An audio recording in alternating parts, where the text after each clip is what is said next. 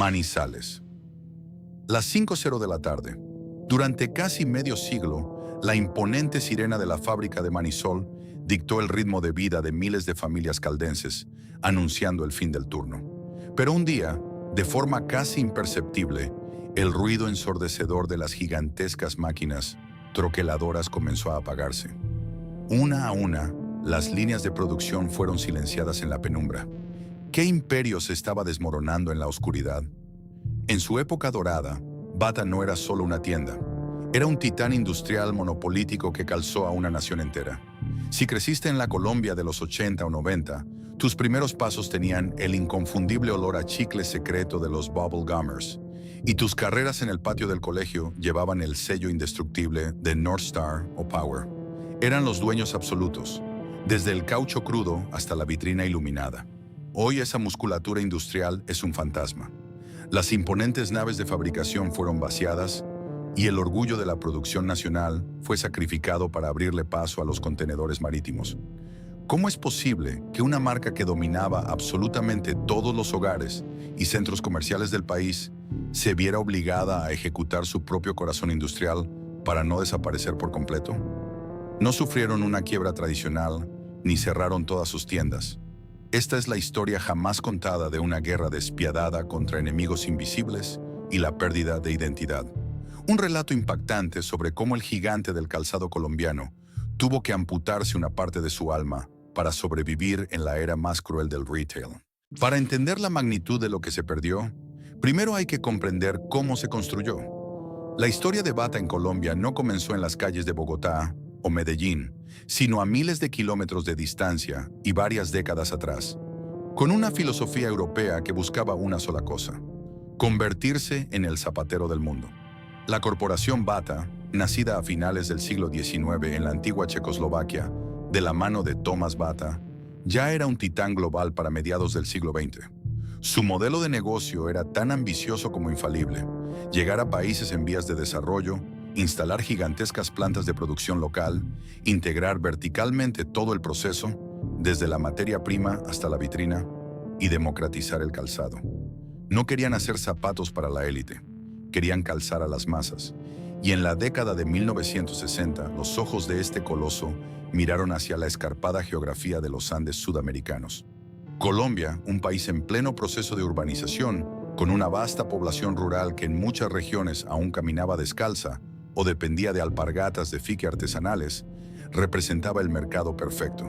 Sin embargo, la decisión más crucial y fascinante de la corporación no fue simplemente llegar a Colombia, sino el lugar exacto que eligieron para plantar su bandera. No optaron por los puertos del Caribe ni por la inmensa sabana capitalina. En 1968, contra todo pronóstico logístico, la compañía decidió fundar su gran bastión de producción en Manizales, la capital del departamento de Caldas, en el corazón mismo del eje cafetero. Así nació Manisol S.A., Manufacturas e Inversiones Solidarias, la entidad corporativa y el músculo industrial que le daría vida a Bata en el país. ¿Por qué Manizales? La ciudad, encaramada en las montañas y rodeada de niebla y cafetales, ofrecía una ventaja invisible pero invaluable: su gente.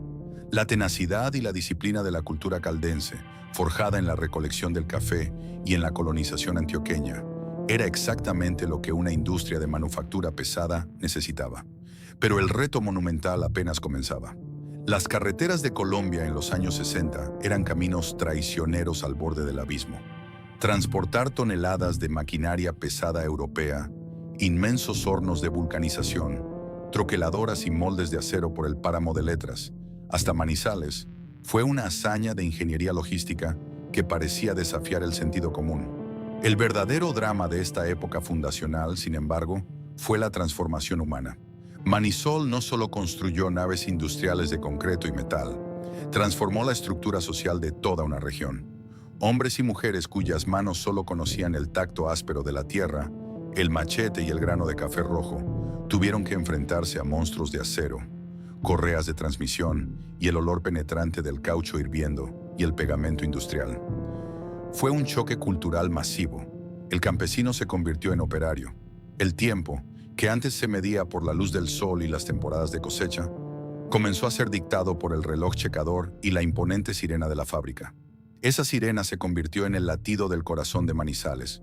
Su sonido marcaba el inicio del primer turno en la madrugada, el descanso del mediodía y el final de la jornada. Alrededor de la fábrica crecieron barrios enteros financiados y habitados por los trabajadores de Manisol. La empresa trajo consigo un modelo de bienestar industrial paternalista, europeo en su concepción. Estabilidad laboral, salarios seguros, beneficios sociales y la promesa de que un trabajador de la línea de ensamblaje podía enviar a sus hijos a la universidad. Pertenecer a Manisol no era simplemente tener un empleo, era ser parte de una aristocracia obrera naciente. Mientras la fábrica consolidaba su ejército de operarios, la estrategia comercial comenzaba a tomar forma. El objetivo de Bata Colombia era claro: inundar el país con calzado indestructible a precios que cualquier familia de clase trabajadora pudiera pagar. En un país marcado por profundas desigualdades económicas, comprar un par de zapatos de cuero genuino o de lona vulcanizada era un lujo inalcanzable para muchos. Bata llegó para romper ese paradigma. Su modelo de producción en masa en Manizales permitía reducir los costos a una fracción de lo que cobraban los zapateros tradicionales, manteniendo una calidad estandarizada que rayaba en lo militar. Las primeras tiendas comenzaron a abrirse paso no solo en las avenidas principales de las grandes ciudades, sino en los pueblos polvorientos y en las plazas de mercado de la Colombia profunda. Cada par de zapatos que salía de los hornos de Manizales llevaba consigo una promesa de durabilidad absoluta. Habían construido la fábrica, habían entrenado a su ejército de trabajadores, tenían el producto perfecto para la economía del momento. Ahora, el imperio estaba listo para salir de las montañas de Caldas y reclamar cada centímetro de las calles del país, preparándose para calzar a toda una generación y escribir las páginas de su época más gloriosa. Para entender el verdadero poder que alcanzó Bata en Colombia durante las décadas de los 70, 80 y gran parte de los 90, no hay que mirar los balances financieros de la época, sino los álbumes de fotos familiares. Si hay una imagen grabada a fuego en el inconsciente colectivo de los colombianos que crecieron en esos años, es la de la temporada escolar entre finales de enero y principios de febrero. Las papelerías se abarrotaban de cuadernos, pero el verdadero rito de iniciación de cada año académico ocurría frente a una vitrina de Bata. Durante ese tiempo, Bata logró algo que muy pocas marcas en la historia del retail mundial han conseguido: convertirse en un estándar social obligatorio. No importaba si vivías en un barrio popular de Bogotá, en el calor de Barranquilla o en las laderas de Medellín. La regla no escrita de las familias colombianas era que los zapatos para ir al colegio se compraban en Bata. Estaban los zapatos negros de cuero duro para el uniforme de diario, famosos por una resistencia casi sobrenatural que permitía heredarlos de hermano mayor a hermano menor, y los tenis blancos de lona o material sintético, estrictamente reservados para la clase de educación física. Pero el dominio de la compañía no se basó únicamente en la durabilidad espartana de su calzado colegial. El verdadero genio de la corporación fue entender la psicología del consumidor desde sus primeros pasos. Y aquí es donde entra en la historia uno de los mayores hitos emocionales del retail colombiano: los Bubble Gummers. Lanzada como la línea infantil de la marca, Bubble Gummers no solo ofrecía zapatos coloridos y cómodos, con un icónico monito como mascota. Ofrecía una experiencia sensorial que ninguna otra marca había imaginado. Las suelas de esos pequeños zapatos venían impregnadas de un inconfundible y dulce olor a chicle. Ese aroma se convirtió en el primer gancho de lealtad de marca para millones de niños colombianos. Entrar a una tienda Bata y percibir ese aroma a goma de mascar significaba que estabas a punto de estrenar. Era un truco de marketing brillante que forjó una conexión emocional inquebrantable entre la marca y una generación entera que hoy, siendo adultos, aún puede evocar ese olor con solo cerrar los ojos. A medida que esos niños crecían y dejaban atrás el olor a chicle, el imperio los esperaba con la siguiente fase de su ecosistema: North Star y Power. Antes de que la globalización inundara los centros comerciales con boutiques exclusivas de gigantes internacionales, el mercado de la moda urbana y deportiva en Colombia le pertenecía a estas dos submarcas de Bata. Si querías lucir a la moda en tu barrio, si querías tener actitud en la calle, o si necesitabas tenis para jugar un picadito de fútbol o baloncesto los fines de semana, North Star y Power eran los nombres que dictaban la tendencia. Eran el símbolo de estatus juvenil accesible, la respuesta local a una cultura pop que empezaba a mirar hacia Estados Unidos y Europa. El músculo de distribución de Bata era aterradoramente eficiente. Sus tiendas dejaron de ser simples locales de venta para convertirse en puntos de referencia geográfica. Nos vemos en la esquina del Bata era una frase común en los barrios y plazas centrales de casi todos los municipios del país. El diseño de las tiendas era inconfundible. Pasillos largos, cajas de cartón apiladas hasta el techo y el clásico medidor de pie de metal. Ese dispositivo frío y extraño, donde los vendedores te pedían que apoyaras el talón para confirmar la talla exacta antes de buscar en la inmensa bodega trasera. El modelo de negocios parecía a prueba de balas.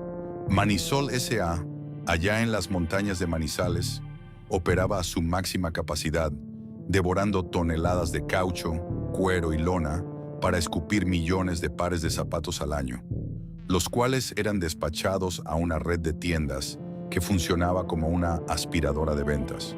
El ciclo era perfecto: producción local masiva, costos controlados, distribución propia y un mercado cautivo que no conocía otra alternativa real. Bata había logrado el monopolio perfecto del caminar colombiano. Sin embargo, en la cima del éxito es donde se siembran las semillas de la ruina. Al finalizar la década de los 80, Bata Colombia padecía de una ceguera corporativa nacida de su propia grandeza. La maquinaria industrial en Manizales era gigantesca, pero también lenta, burocrática y pesada para cambiar de rumbo. Los directivos estaban convencidos de que la lealtad de las familias colombianas era incondicional y eterna. Creían que el monopolio del calzado escolar y el éxito de Bubble Gummers los hacían intocables. Mientras celebraban sus récord de ventas en vitrinas abarrotadas, no se dieron cuenta de que el mundo exterior estaba cambiando a una velocidad vertiginosa. No escucharon los primeros susurros de un terremoto político y económico que estaba a punto de sacudir al país entero. Un terremoto que abriría las fronteras, cambiaría las reglas del juego para siempre y transformaría su majestuosa maquinaria de producción en su mayor condena. 1990 marcó un punto de no retorno en la historia contemporánea de Colombia. El país, que durante décadas había operado bajo un estricto modelo proteccionista que resguardaba celosamente a su industria nacional frente a la competencia extranjera, estaba a punto de sufrir un electroshock económico sin precedentes. Con la llegada a la presidencia de César Gaviria y la rápida y contundente implementación de la política macroeconómica, conocida como la apertura económica, las pesadas puertas de las aduanas colombianas se abrieron de par en par. La justificación gubernamental era modernizar el país, insertar a Colombia en el vertiginoso libre mercado global, obligar a las empresas locales a ser verdaderamente competitivas a nivel internacional y, en teoría, ofrecerle al consumidor ciudadano una mayor variedad de productos. Pero para la gigantesca maquinaria de Manisol, en las frías montañas de Manizales, esta política oficial no fue vista como una invitación a la modernización. Fue recibida como una declaración de guerra total e inminente. Hasta ese momento exacto en la línea de tiempo, Bata Colombia había jugado en un tablero inclinado con las cartas marcadas enteramente a su favor. Los aranceles a la importación de calzado textil y de cuero eran tan prohibitivamente altos que intentar traer zapatos desde el extranjero de manera legal para distribuirlos masivamente al consumidor de a pie resultaba en una auténtica ruina financiera. Ese escudo arancelario invisible, respaldado por el Estado, había permitido a la corporación construir su imperio territorial con absoluta calma, dictar los precios del mercado interno a su antojo y mantener los inmensos hornos vulcanizadores encendidos las 24 horas del día, en turnos rotativos, sin preocuparse jamás por mirar sobre sus hombros. Eran los dueños indiscutibles del mercado porque, sencillamente, por ley y por costos, no había nadie más con la capacidad real de hacerles frente. Sin embargo, cuando los decretos presidenciales comenzaron a desmantelar de forma agresiva y acelerada aquellas barreras proteccionistas que parecían eternas, el ecosistema industrial del país mutó de la noche a la mañana. Los grandes puertos marítimos de Buenaventura en el Pacífico y Cartagena en el Caribe, que históricamente recibían en sus muelles principalmente maquinaria industrial pesada, repuestos europeos o materias primas crudas que el país no producía, comenzaron a registrar un tráfico logístico inusual y alarmante para la industria local. Las enormes grúas pórtico empezaron a descargar un tipo completamente diferente de mercancía. Miles de contenedores metálicos repletos de zapatos terminados, empacados herméticamente en cajas individuales, provenientes de miles de kilómetros de distancia, específicamente de las voraces, ruidosas y ultraeficientes zonas industriales del sudeste asiático. Al principio, en las silenciosas y lujosamente alfombradas oficinas directivas de la corporación en Colombia, reinó un escepticismo cargado de una peligrosa arrogancia corporativa. Existía la creencia profunda, casi dogmática entre los altos ejecutivos, de que el consumidor colombiano era inquebrantablemente fiel a la legendaria durabilidad tradicional de los zapatos de fabricación nacional. ¿Quién en su sano juicio cambiaría un par de colegiales de cuero duro que resisten 3 años de maltrato por un zapato asiático barato de plástico de dudosa procedencia? Se preguntaban los gerentes de ventas, confiados ciegamente en la historia centenaria de la marca. Subestimaron trágicamente no solo la velocidad fulminante a la que el mundo exterior estaba cambiando las reglas del juego, sino también la brutal, fría e implacable matemática de la globalización que estaba a punto de devorarlos. Esa nueva realidad se manifestó primero en las calles, en los estantes de los mercados populares y en las vitrinas de los nuevos competidores, mucho antes de que los analistas financieros notaran el primer sangrado en los libros de contabilidad de Bata. De repente, como si brotaran del asfalto, los pequeños almacenes de barrio, las boutiques emergentes y los incipientes supermercados comenzaron a exhibir zapatillas deportivas de diseños estridentes, mocasines ligeros y coloridas sandalias fabricadas con poliuretano y materiales sintéticos innovadores. Estos zapatos pesaban literalmente la mitad que un robusto ejemplar forjado en los yunques de Manisol y, lo que resultaba absolutamente aterrador para el antiguo modelo de negocio, costaban una fracción ínfima de su precio. Las megafábricas en China, Taiwán y Vietnam operaban con economías de escala a niveles astronómicos, tecnologías de inyección de plástico de última generación y costos laborales con los que ninguna fábrica en el eje cafetero colombiano, por muy disciplinada y optimizada que fuera, podía siquiera soñar con igualar. El concepto mismo del consumo de calzado estaba mutando en tiempo real. El zapato había dejado de ser un bien duradero de inversión en el que las familias ahorraban para heredarlo de hermano mayor a hermano menor. El mundo lo estaba convirtiendo velozmente en un artículo de moda rápida, atractivo, desechable y regido por las tendencias fugaces de cada temporada.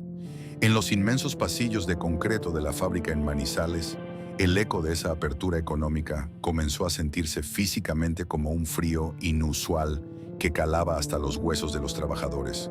Los ingenieros de producción y los viejos maestros zapateros, hombres y mujeres de manos curtidas que habían dedicado 20 o 30 años de su vida a perfeccionar el noble y difícil arte del corte de cuero fino, el cosido meticuloso y el inyectado de suelas de caucho denso, miraban con un profundo desconcierto las muestras de calzado asiático que los ejecutivos traían nerviosos a las salas de análisis de calidad.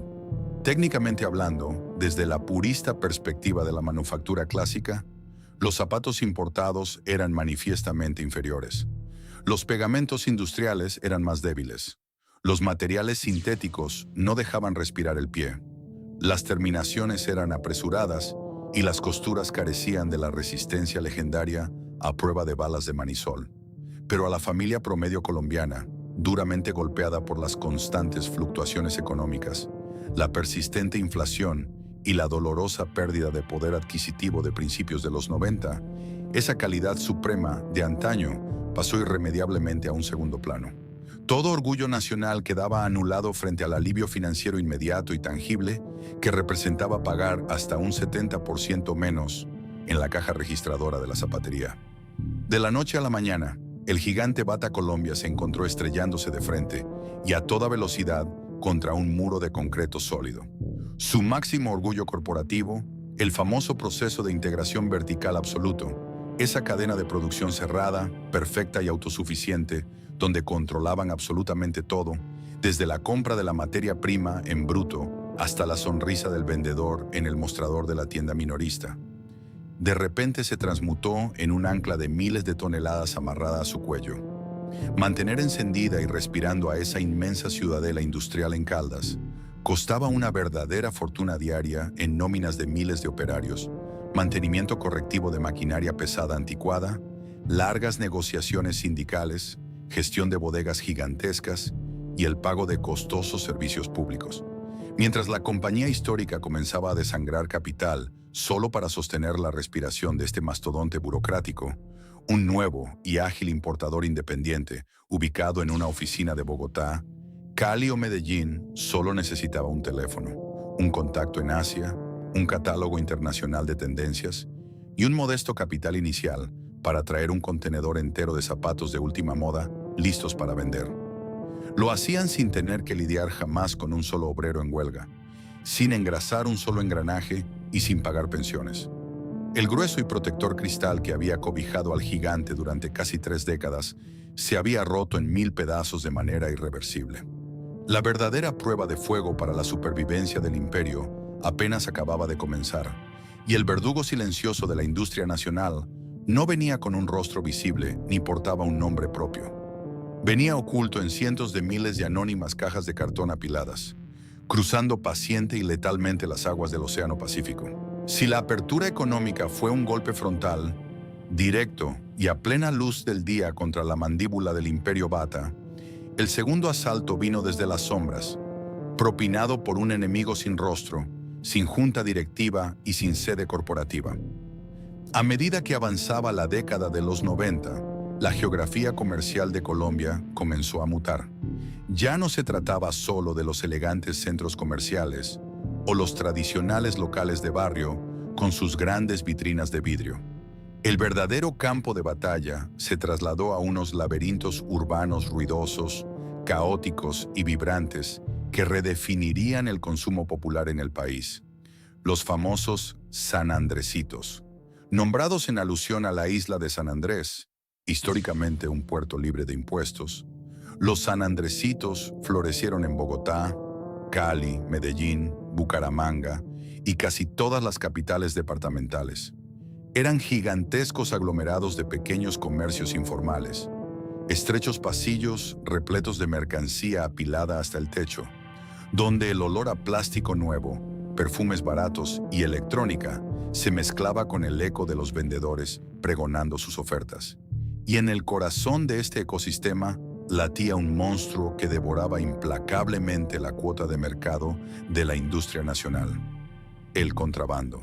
Para Manisol, el desafío era matemáticamente imposible de superar. Mientras la fábrica en Manizales operaba bajo un estricto marco de legalidad, pagando impuestos de renta, aportes para fiscales, pensiones, cesantías, primas, negociando convenciones colectivas con los sindicatos y asumiendo los costos astronómicos de los servicios públicos industriales, el mercado negro operaba en un vacío fiscal absoluto.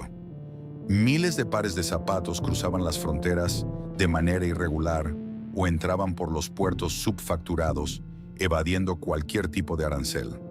El resultado en las calles era devastador. Un padre de familia que entraba a un San Andresito podía encontrar réplicas casi exactas de diseños internacionales o zapatos asiáticos sin marca, a un precio que a veces no cubría ni siquiera el costo de la materia prima pura que Bata utilizaba en sus suelas vulcanizadas. El enemigo invisible era una red descentralizada de miles de pequeños comerciantes que, sin saberlo, estaban asfixiando lentamente al coloso de Caldas. No había a quién demandar. No había una estrategia corporativa tradicional que pudiera frenar un fenómeno socioeconómico impulsado por la necesidad de las clases populares de estirar al máximo su presupuesto mensual. Cada fin de semana, ríos de personas inundaban estos mercados informales, y cada par de zapatos comprado allí era un par de zapatos menos que se registraba en las cajas de Bata. El gigante estaba sangrando, y las tiritas de las promociones de temporada no eran suficientes para detener la hemorragia. Pero la herida más profunda que sufrió Bata en esta época no fue exclusivamente financiera, fue psicológica. Una marca puede sobrevivir a una guerra de precios si mantiene su prestigio, Pero Bata estaba a punto de perder algo mucho más valioso e irrecuperable: el deseo de sus consumidores. Con la globalización de los años 90, no solo llegaron contenedores de mercancía, también llegaron las antenas parabólicas, la televisión por cable y con ellas una invasión cultural masiva. Los adolescentes colombianos comenzaron a consumir MTV, a ver los partidos de la NBA y a idolatrar a figuras globales. De repente, la cultura pop dictó que el estatus no se medía por cuánto te duraban los zapatos, sino por el logotipo que llevabas cosido en el costado. Nike, Adidas, Reebok y Puma se convirtieron en los objetos de deseo absoluto para la juventud. Durante décadas, North Star y Power habían sido los reyes indiscutibles de las calles, las canchas de baloncesto de cemento y los partidos de microfútbol en los barrios. Eran el símbolo de la juventud colombiana. Pero frente a la maquinaria de marketing de las multinacionales, estas queridas marcas locales comenzaron a percibirse como aburridas, tradicionales, o en el peor de los casos, como los zapatos que me obliga a poner mi mamá. Dejaron de ser una elección aspiracional para convertirse en una imposición económica.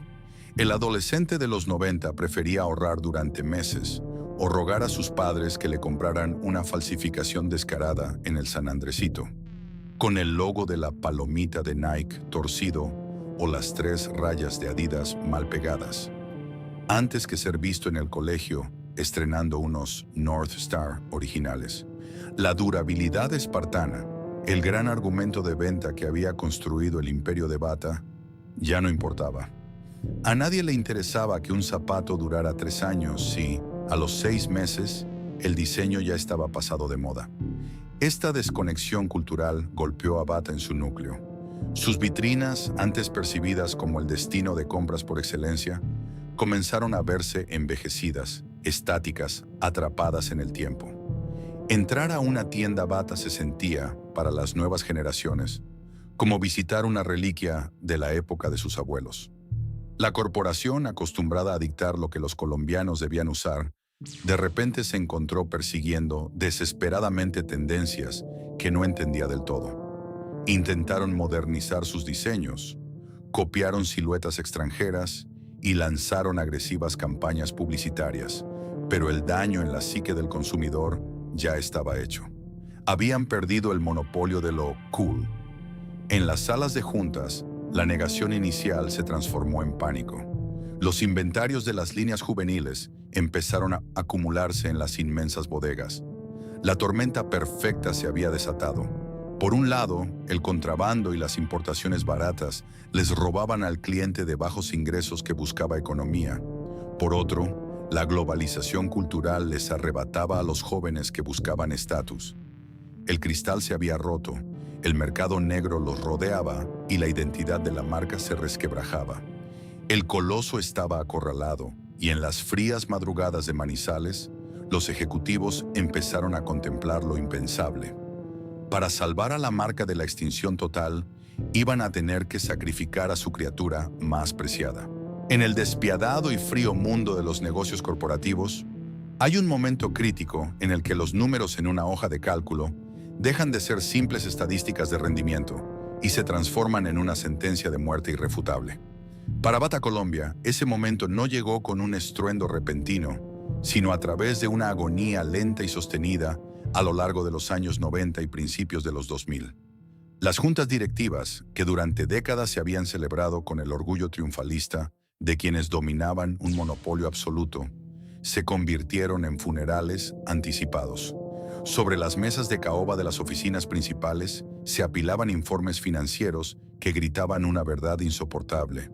Manisol S.A., la joya de la corona, el corazón industrial que había latido con fuerza en el eje cafetero y que había calzado a 3 generaciones de colombianos, se estaba devorando a la empresa desde adentro.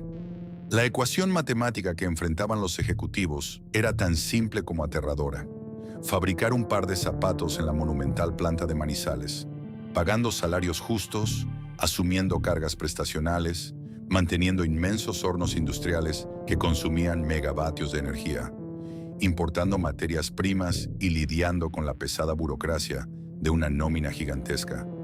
Costaba hasta 3 veces más que encargar el diseño exacto, empaquetado y listo para la venta, a una megafábrica en Asia. La corporación estaba intentando correr una maratón de velocidad con un yunque de acero atado al tobillo.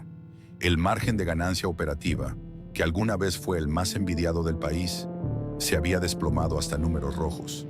Durante meses, los líderes de la compañía intentaron aplicar soluciones paliativas para evitar lo que parecía impensable. Buscaron optimizar procesos, intentaron negociar nuevas condiciones con los sindicatos, redujeron turnos y recortaron gastos administrativos. Pero nada de esto era suficiente para detener la avalancha del libre mercado.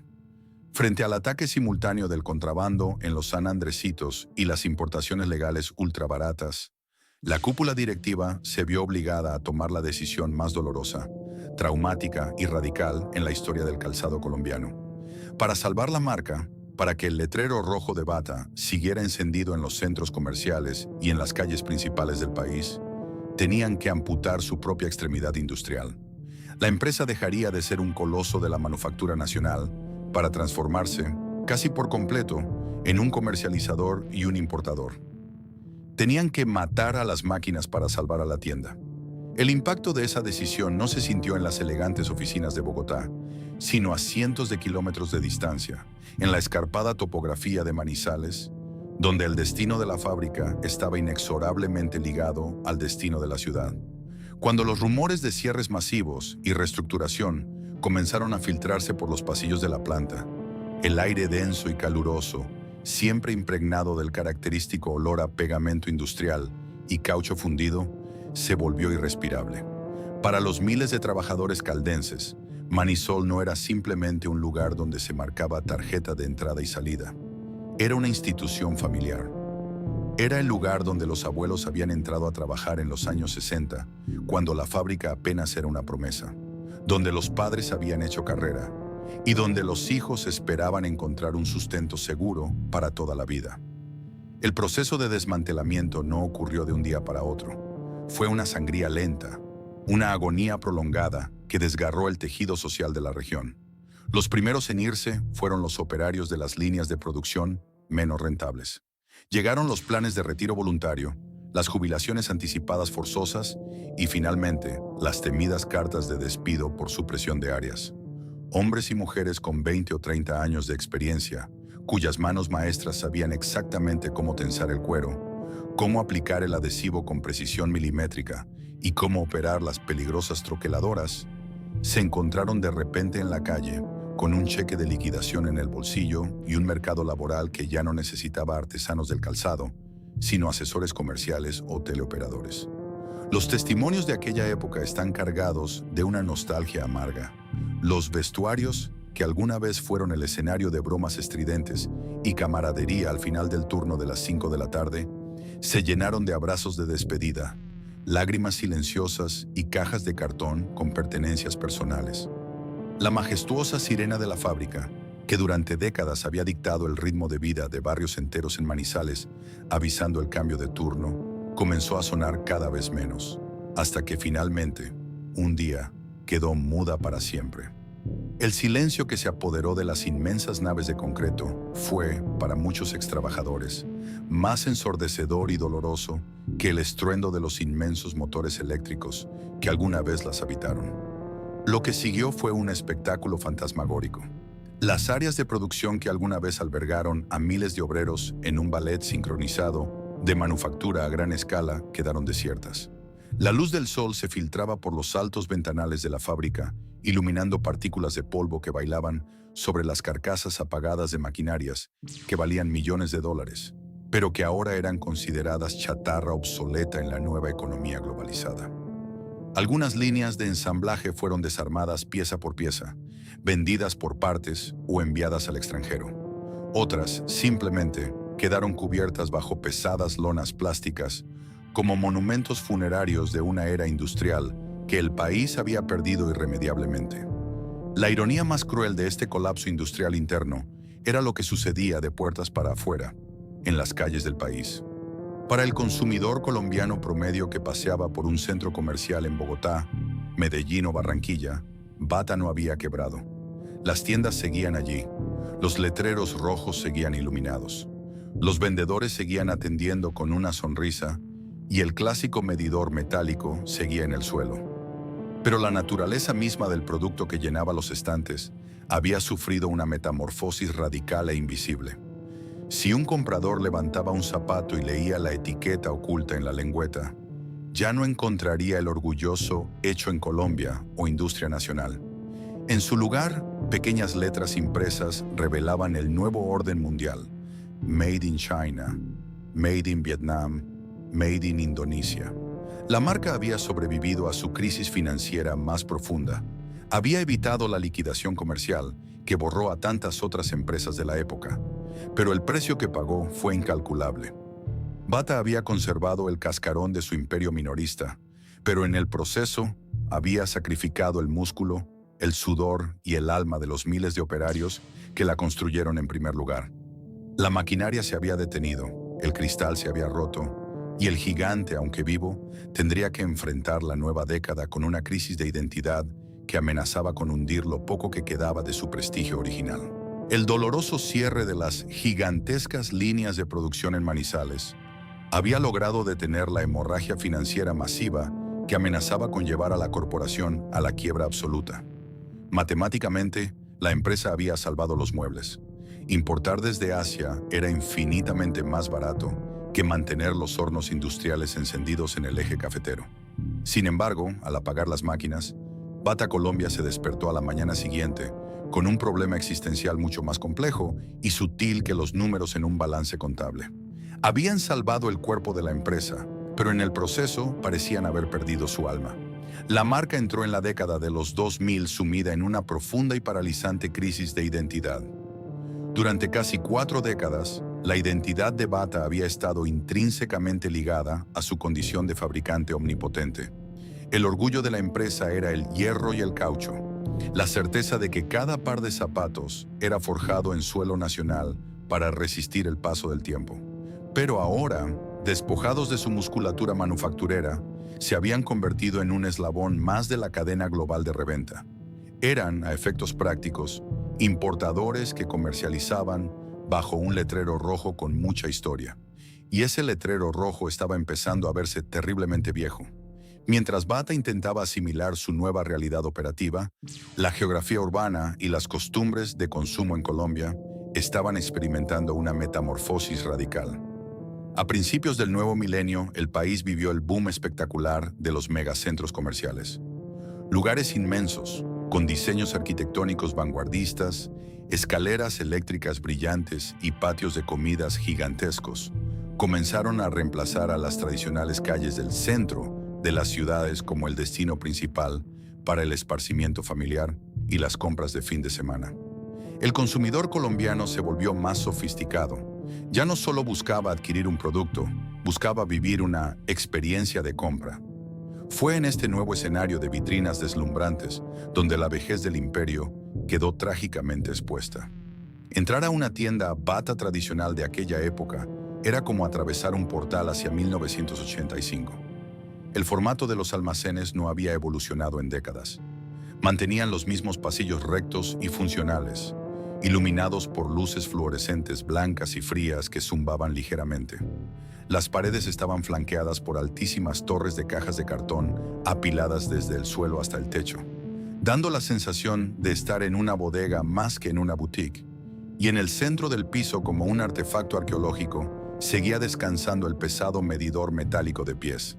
Esa estética industrial y utilitaria que en los años 70 transmitía abundancia, eficiencia y precios bajos, ahora, frente a las relucientes tiendas de la competencia internacional que usaban luces cálidas, música ambiental y exhibidores minimalistas, gritaba obsolescencia.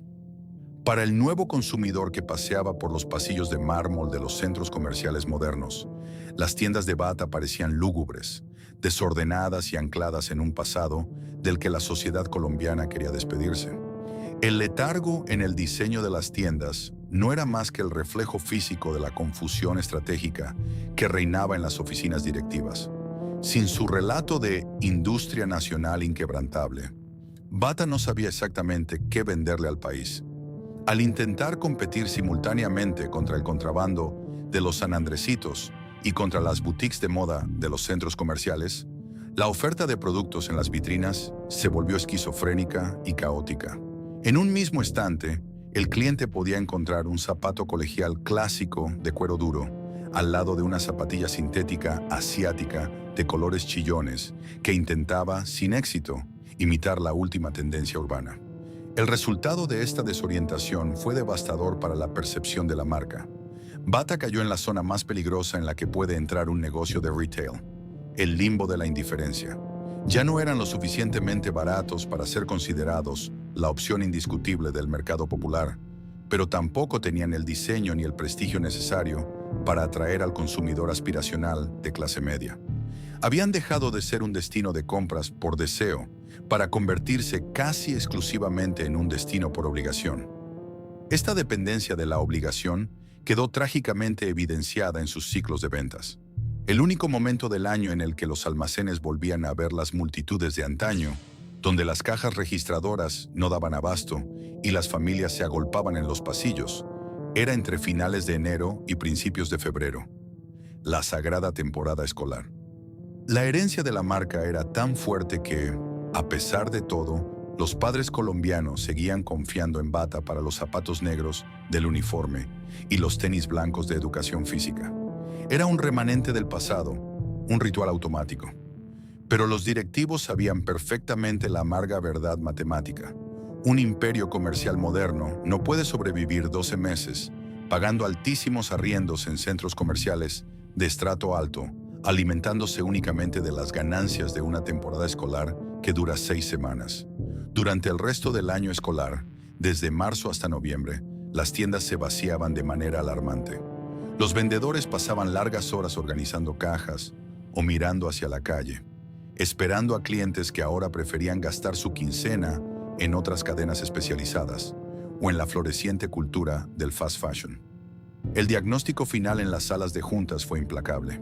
Habían sobrevivido al asalto de la apertura económica sacrificando sus fábricas, pero estaban muriendo lentamente de inanición en el piso de ventas. El cascarón que habían salvado se estaba pudriendo desde afuera. Si querían que la marca cruzara la frontera de la próxima década, no bastaba con cambiar el origen de los zapatos. Iban a tener que demoler por completo la imagen histórica de la empresa. Tenían que asesinar el recuerdo de la vieja zapatería de pueblo con cajas apiladas hasta el techo y reinventarse desde los cimientos, asumiendo el riesgo de que, en esa Lotshak Ep Buok, los colombianos no los reconocieran nunca más.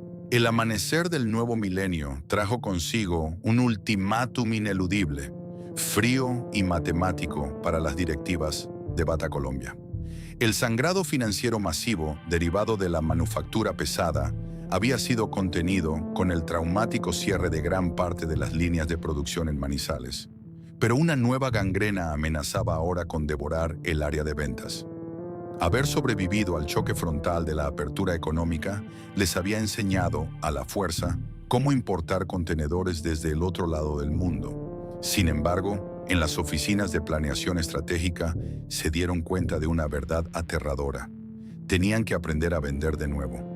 La salvación ya no podía limitarse a un simple ajuste logístico o a esconder el origen asiático en la lengüeta del zapato.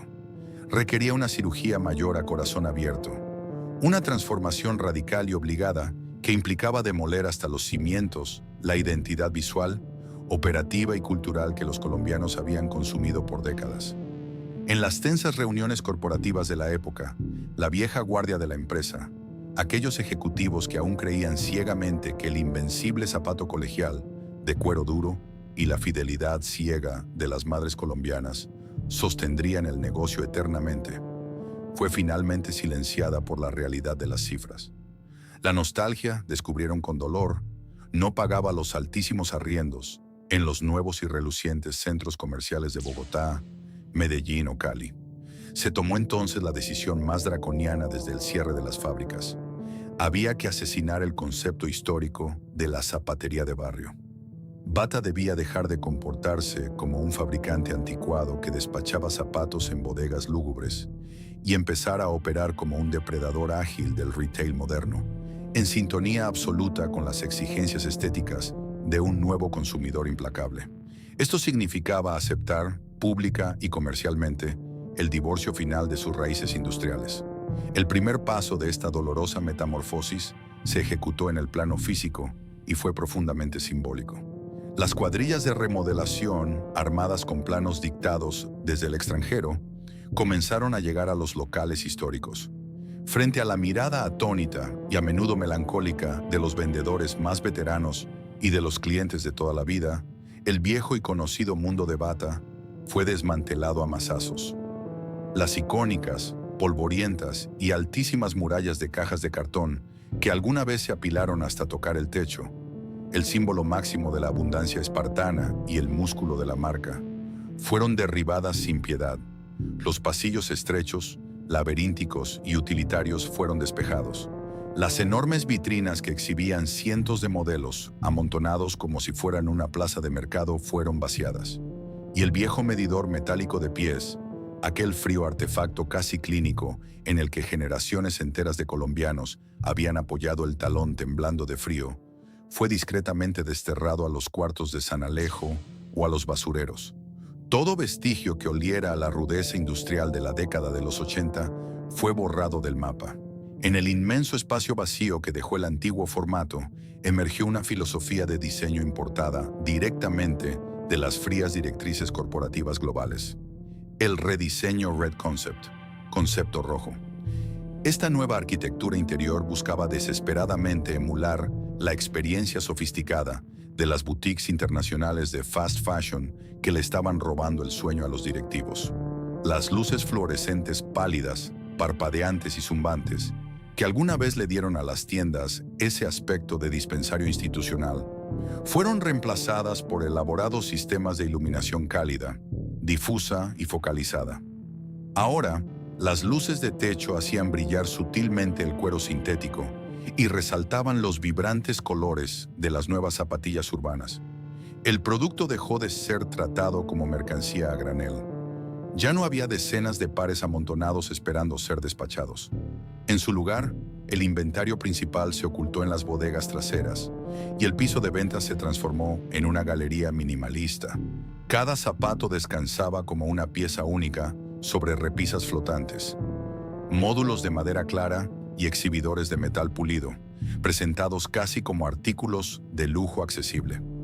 Las paredes desnudas se vistieron con gigantografías iluminadas donde modelos jóvenes, sonrientes, de aspecto cosmopolita y vestidos a la última moda, transmitían un estilo de vida aspiracional que estaba a años luz de la pesada rudeza obrera del calzado colegial. Bata quería gritarle a Colombia que podía ser moderna, fresca, urbana y, sobre todo, que era una opción relevante para alguien más que para las amas de casa, haciendo compras de obligación en febrero. Acompañando esta revolución de concreto, vidrio y luz, la maquinaria de marketing dio un giro de 180 grados. Las campañas publicitarias tradicionales dejaron de aferrarse obsesivamente al argumento de la durabilidad extrema. Un concepto que a la juventud del nuevo milenio, sedienta de modas pasajeras, le resultaba profundamente aburrido. En cambio, el nuevo lenguaje corporativo comenzó a apelar al diseño, la comodidad contemporánea y las tendencias globales importadas de Europa y Asia. La marca intentó rejuvenecerse a la fuerza, introduciendo colecciones de tacones de moda, botines casuales y líneas urbanas para competir en una jungla de retail, donde ya no había respeto por la historia, sino adoración por la novedad.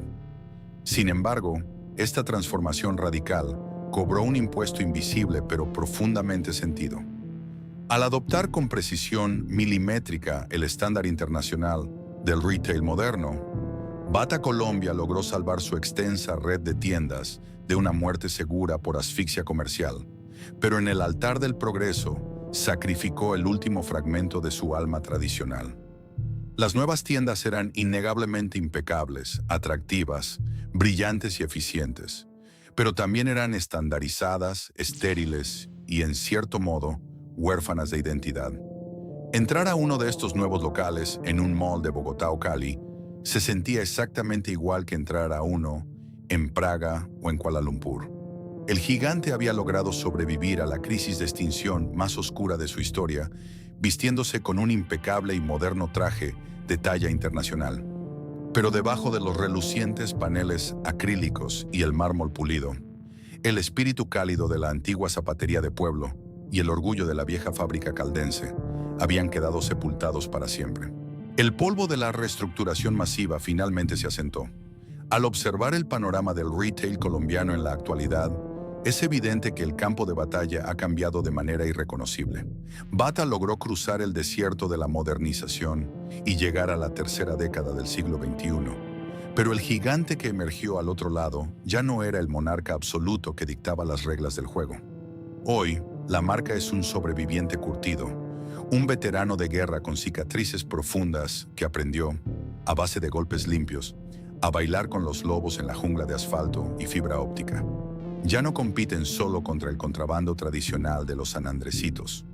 Ahora comparten los brillantes pasillos de los centros comerciales con titanes globales del fast fashion como Zara, H&M o Bershka, y libran una guerra sorda y algorítmica contra gigantes del comercio electrónico como Mercado Libre y Amazon.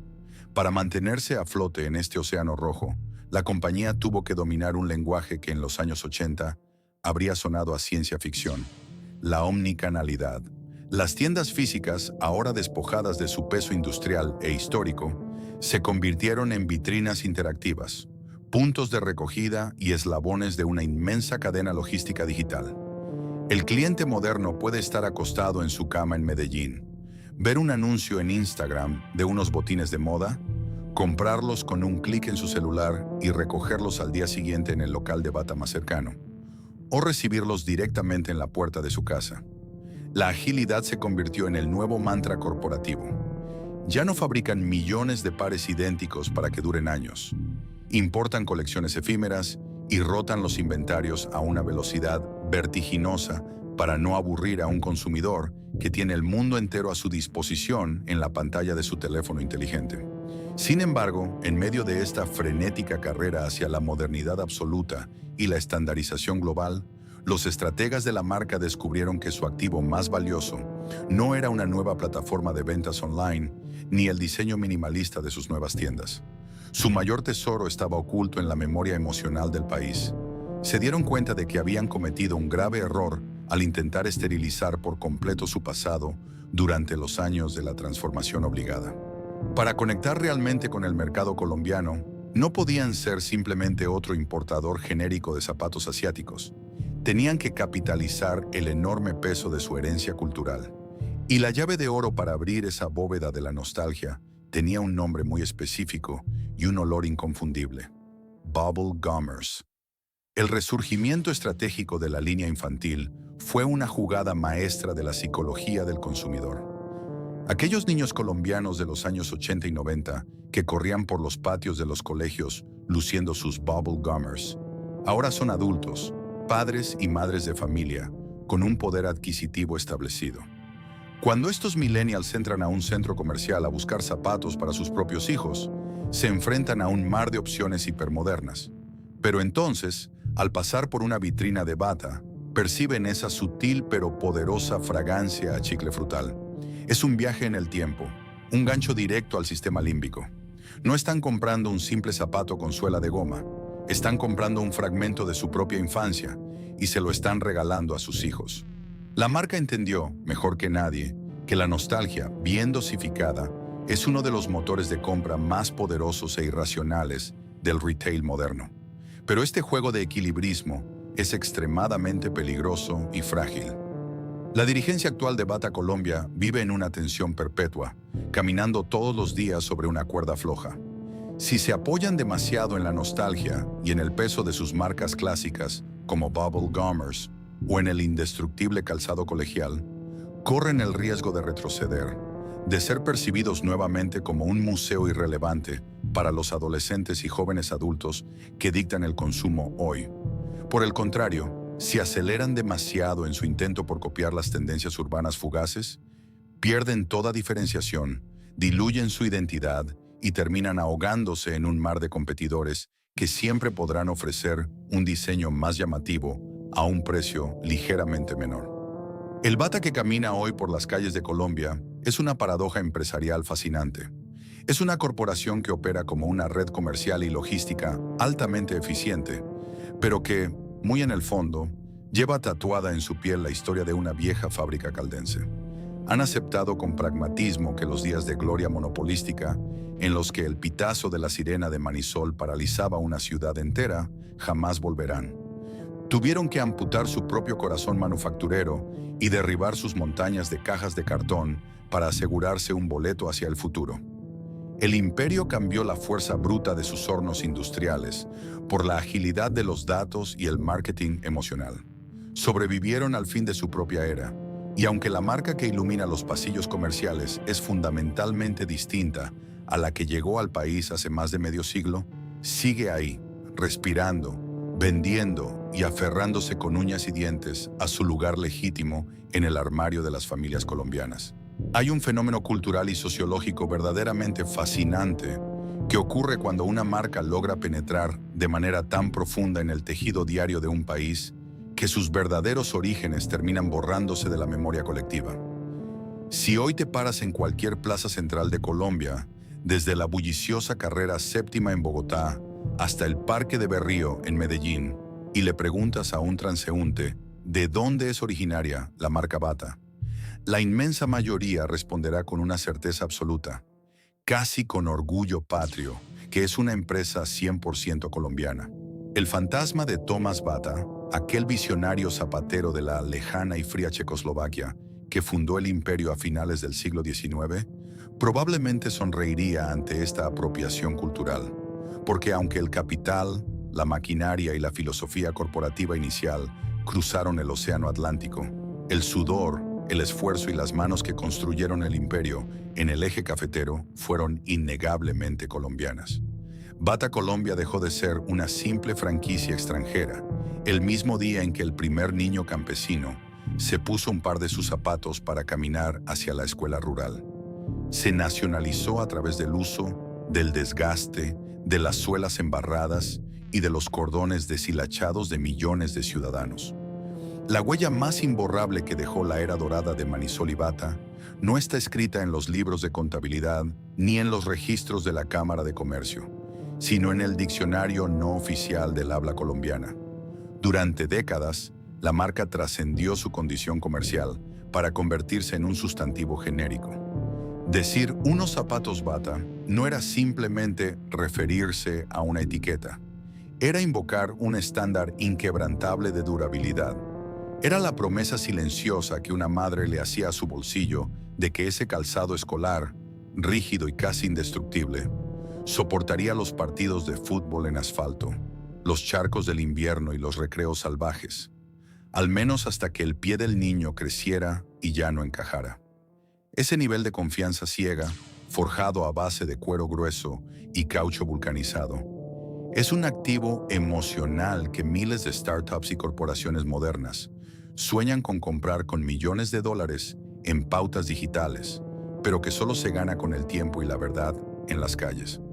A nivel industrial y humano, el legado de la compañía en la ciudad de Manizales sigue siendo un testimonio monumental de una Colombia que ya no existe. Aunque las majestuosas líneas de producción masiva fueron silenciadas y la inmensa mayoría de las máquinas troqueladoras hoy son solo un recuerdo sepultado por la apertura de los mercados asiáticos, las cicatrices de ese coloso siguen visibles. En la topografía de la capital caldense, hay barrios enteros que fueron construidos por y para los obreros de la fábrica. Hay miles de familias de clase media que hoy tienen hijos profesionales, médicos, ingenieros y abogados, cuyas carreras universitarias fueron financiadas íntegramente por los salarios y prestaciones que salieron de esas naves industriales. El pitazo de la sirena de Manisol a las 5 de la tarde ya no suena en el aire frío de la montaña, pero su eco sigue resonando en la historia social de toda una región que aprendió a ser obrera bajo su techo.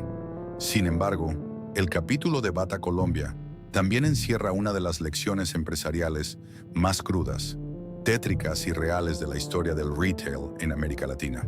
Su agonía y posterior resurrección son el recordatorio perfecto de que, en el comercio de consumo masivo, Ninguna corona es eterna y ningún monopolio es invencible. La soberbia de creer que el pasado glorioso protegerá a una empresa de las tormentas del futuro es el primer paso hacia la liquidación. Bata nos enseñó que cuando el mundo cambia sus reglas, cuando los gobiernos abren sus fronteras y cuando la cultura pop redefine lo que la gente desea, de nada sirve tener la fábrica más grande ni el zapato más resistente. Para que la marca Bata pudiera vivir y seguir encendiendo sus letreros rojos en los centros comerciales del nuevo milenio, el gigante corporativo tuvo que tomar la decisión más antinatural y dolorosa posible. Tuvo que matar a su propia criatura industrial. Tuvieron que despedir a sus artesanos, desmantelar sus hornos y aceptar que su futuro ya no estaba en fabricar, sino en comprar y vender al ritmo frenético que dictaba la globalización. Fue una lot-exase brutal, un sacrificio de sangre donde entregaron su orgullo de industria nacional a cambio de garantizar su supervivencia financiera. Hoy, cuando un comprador entra a una tienda Bata hipermoderna, iluminada con luces LED, y elige unas zapatillas de última moda fabricadas en Vietnam o China, está participando en el último eslabón de una cadena evolutiva implacable. El zapato en la caja ya no es aquel bloque indestructible forjado en las montañas de Manizales, pero el nombre en la bolsa sigue siendo el mismo. El imperio industrial desapareció en la oscuridad de los años 90, devorado por contenedores y guerras de precios, pero la marca, terca y resiliente como las suelas de sus colegiales de antaño, se negó a morir. Y es allí, en esa obstinada supervivencia, donde reside el verdadero y definitivo triunfo de Bata Colombia.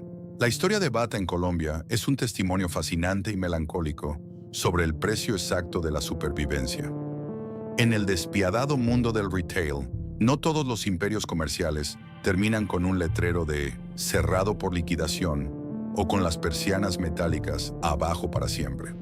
A veces, la caída es interna, silenciosa y ocurre a puertas cerradas. El verdadero Bata histórico, ese coloso industrial inquebrantable que dictaba el ritmo de la ciudad de Manizales con el majestuoso silbido de su fábrica, ese gigante que forjó a pulso los zapatos de cuero duro para millones de estudiantes colombianos, desapareció hace mucho tiempo, devorado por las ineludibles y crueles reglas de la globalización. Lo que ilumina hoy los pasillos de los centros comerciales es un sobreviviente, un ente corporativo moderno que tuvo el valor de amputar su propia historia manufacturera y apagar sus grandes hornos para no ser aplastado por el peso logístico de los contenedores asiáticos y la guerra de precios de los San Andresitos. La lección de negocios que nos deja Manisol es tan cruda como innegable. En la guerra del comercio masivo, aferrarse ciegamente a las glorias del pasado es el camino más rápido hacia la extinción. Las empresas que logran cruzar las décadas no son necesariamente las que tienen la historia más romántica, sino las que están dispuestas a sacrificar su identidad original para ganarse un boleto hacia el futuro. Sin embargo, más allá de los fríos balances financieros y los rediseños arquitectónicos, el retail nunca se trata únicamente de transacciones. Se trata de memoria.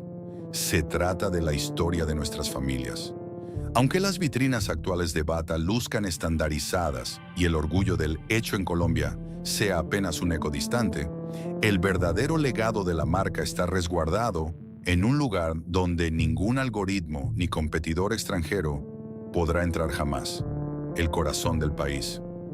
Sobrevive en el recuerdo de ir de la mano de mamá a comprar los zapatos del colegio cada febrero, en los partidos de fútbol de barrio jugados hasta desgastar la suela de unos Power, y en ese inconfundible y mágico olor a chicle que marcó los primeros pasos de toda una nación. ¿Cuál es tu recuerdo más vivo en los pasillos de Bata? ¿Aún recuerdas el olor de tus primeros Bubble Gummers? ¿O fuiste de los que gastó el asfalto usando unos North Star? Déjanos tu historia en los comentarios. Si este viaje por la memoria comercial de nuestro país te hizo recordar una parte de tu vida, suscríbete al canal, dale like a este documental y compártelo con tu familia. Nos vemos en el próximo capítulo para seguir descubriendo qué pasó con aquellos grandes almacenes que construyeron a Colombia.